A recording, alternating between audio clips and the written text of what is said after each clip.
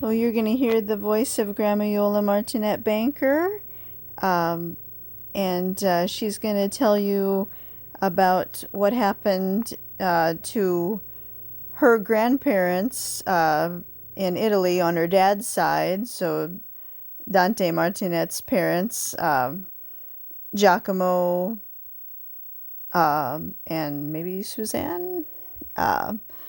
And this was after somebody turned in Giacomo for hiding the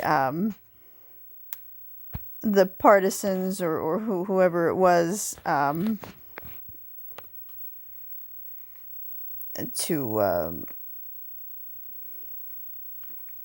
because he didn't like the fascists. But Nazi was more like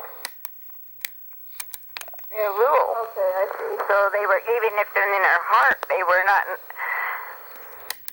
Hold on. Then they became under their rule. Okay, I see. So they were, even if they're in their heart, they were not.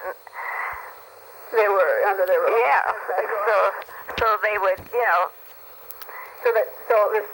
Just like here in America, if you were really a communist in your heart,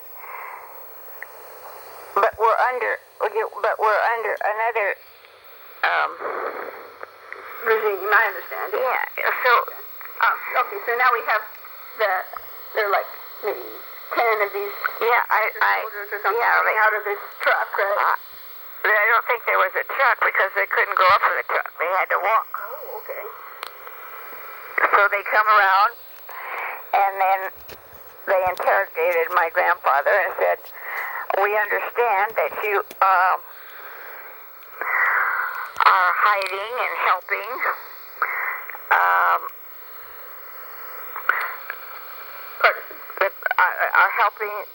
the partisans who are trying to destroy us." The fascists. Yeah. And I don't know at this point, I don't remember if my aunt told me that he said yes, he did. And of course they were all surrounding my poor grandparents and Elsa, who was probably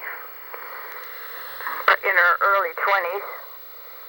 Their daughter. And they said, well, you know, we could kill you. Were they pointing guns? Oh yeah, they were surrounded with guns, and naturally it was a pretty frightening situation. And so, of course, my grandparents and Elsa, my aunt, thought they would just shoot him, just like they did in that movie that we saw. Oh, look at the big crow up there. And so it was a very frightening situation. And I don't know what decided them not to shoot him, because that was one of the most serious offenses that could be done against the Nazis, was to be fighting against them. You don't know why they didn't shoot him? I don't know why they didn't shoot him. But instead of shooting him, they made him stand there and watch him burn their house down. They probably thought that was punishment, you know, pretty much punishment. Of course, that might be a big woodpecker. He's eating the wood. And so my aunt said, you know, it was the probably most horrible thing she ever, look at him, most horrible thing she ever had to live through was to see the only house you've ever lived in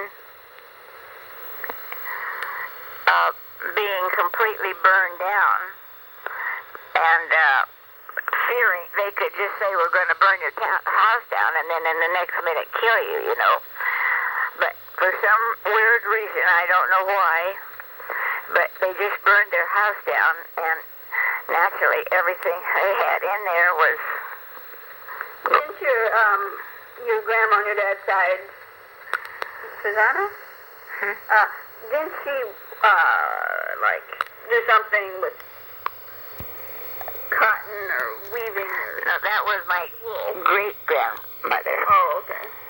So what, I mean, if I wanted to say like, and so, your grandfather Giacomo was, herding the sheep or, something, like what do you think he did, for a living? I mean, what did he? Well, actually he was a mason, and that's a building, anything with cement and wood and rock and stones, he would make, fences and... I mean, obviously he was